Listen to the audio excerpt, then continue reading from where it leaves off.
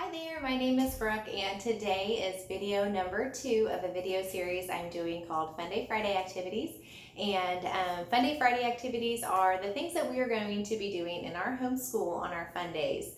Basically what we're doing this year is we're doing 4 days of core learning, really hitting the books hard on those 4 days, and then on our 5th day of our homeschool, we are going to be doing off the books learning, just some fun activities, some review games and whatnot. So today's video is all about doing presentations, and so this is our 5th year of homeschooling, and we have done presentations in our homeschool each year. So I feel like I have some good tips to pass on, and I think it's a fantastic skill for kids to have, for adults to have, for teenagers to have, to be able to tell a story, to be able to explain how to play a game, to tell about what you did last night, that sort of thing.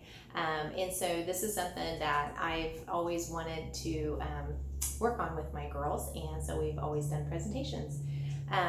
So first of all, I'm just going to kind of give you guys just a little bit of ideas of how we're going to be doing it in our homeschool this year, and then give you guys tips that I've learned along the way of how to keep it a smooth presentation time for your family and for all different age groups. So most of my activities, I'm pretty sure, I think all of them are for all kids, all ages. So first of all, how we are going to be doing it this year. So I'm going to give my girls 3 options of things that they can present.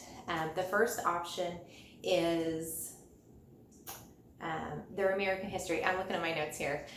Is their American history. So in our American history this year, really quickly, they're reading and they're going to be taking notes, and then they're going to be writing summaries. So at the very least, what they could do if they chose an American history topic that they've learned up to that point, they could go off of their notes that they've taken. They could simply read the summary that they wrote that day or on that event, or they could just wing it. They could just kind of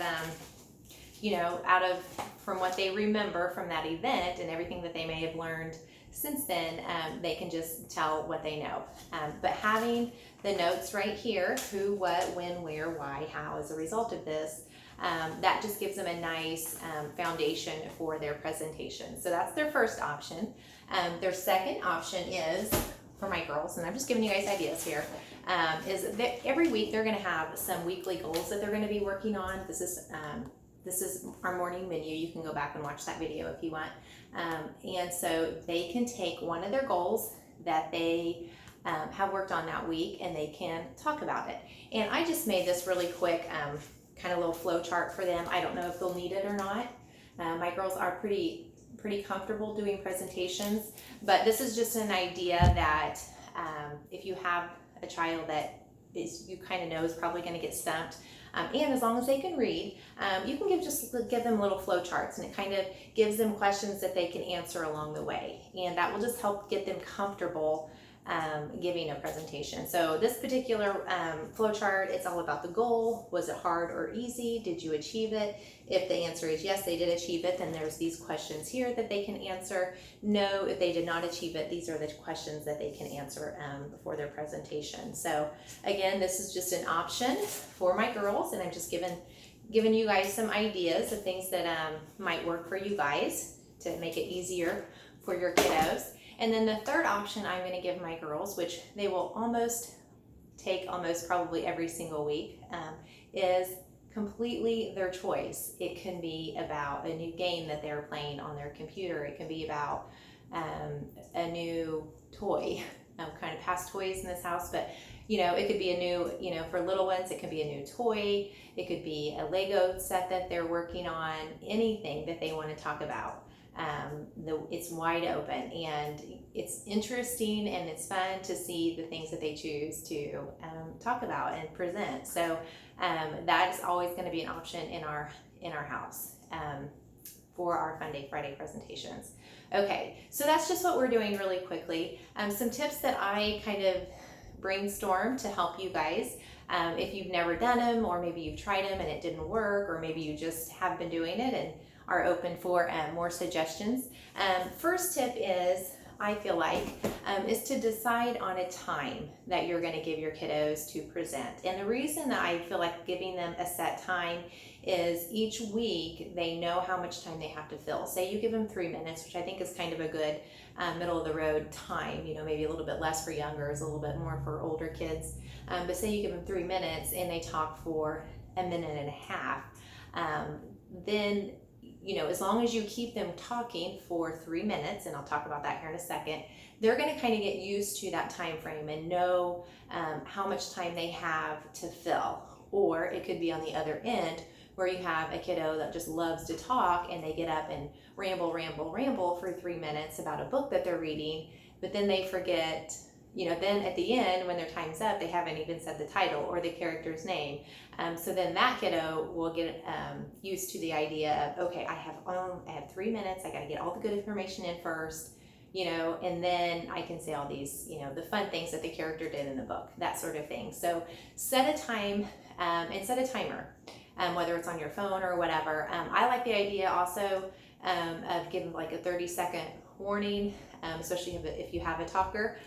You kind of hold your finger up, or maybe you put a 30-second timer, sign up and let them know, your time's almost up. Let's wrap it up. If there's anything really important that you want to include, now's the time to do that. So set a time, stick with the time. You can progress as the year goes on. If you find that one student really loves to talk and they really would love 5 minutes instead of 3, that's absolutely fine. I just think that you should keep it consistent from week to week, and if you increase it, then obviously you would tell your kiddo that. So next, let's see what else. I had them in a pretty good order. So the next is, I feel like, think about a real life presentation, how that's set up. In a real life, you go to a seminar or just any kind of presentation that you might go to, a dinner or something. The presenter presents and they are able to speak for a certain amount of time, and then there's questions taken. So I think it's really important, and it's really a good idea to follow that in your homeschool as well, and during your presentation time. So you allow that presenter to present all their information, and then you open the floor up for questions from siblings or from yourself or whatever. That way you're not allowing the kids to interrupt the presenter. That presenter loses their train of thought, because that's not how it is in real life, right? In real life, nobody raises their hand in the middle of a presentation and interrupts the presenter. So I think that's really important. We've always done that, questions at the end. Sometimes, we forget our questions, but it's all a learning experience. I think it teaches kids not to interrupt people in the middle of a sentence. It teaches them to hold their thoughts. And I think those are all great skills to have into adulthood. Let's see.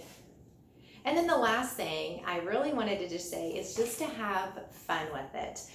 Like I said earlier, it's so fun to see the things that they bring up, the things that they want to talk about, the things that they want to present.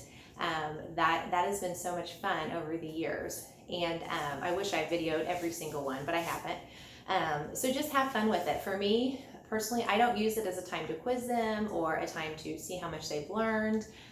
It's just keep it light, keep it fun, encourage them, tell them at the end of their presentation something really great that they did. I love the eye contact, or I loved your opening statement, that sort of thing. Or, and if you want, and I think it really depends on your kid, maybe the kind of day you guys are having, you could give some constructive criticism, especially if, they're on their 5th year of doing presentations and they looked at the floor the whole time. Hopefully that won't happen, but just saying that, next time maybe, you could look up a little bit more and, scan the audience, and that sort of thing. So, but I definitely think that just keep it light, keep it fun, and especially if you have kids that are apprehensive, you just want to be very encouraging, because they will get there. They will start to open up and they will start to hopefully enjoy it. Yes. So let me just look at my notes real quick and see if there's anything else. Yeah, I think that's it. So Fun Day Friday presentations, we are looking forward to it. It's been pretty consistent the last 2 years because we were in a co-op that they did presentations. Before that, when we were homeschooling on our own, it was, we did things with their dad, like in the evening. So it's totally up to you whether you do it once a week, once a month, just whenever, however you guys want to schedule it, but just have fun with it. And I think that you will enjoy watching your kids present. So Hope you're having a great summer and getting ready to have a great school year. Thanks, guys.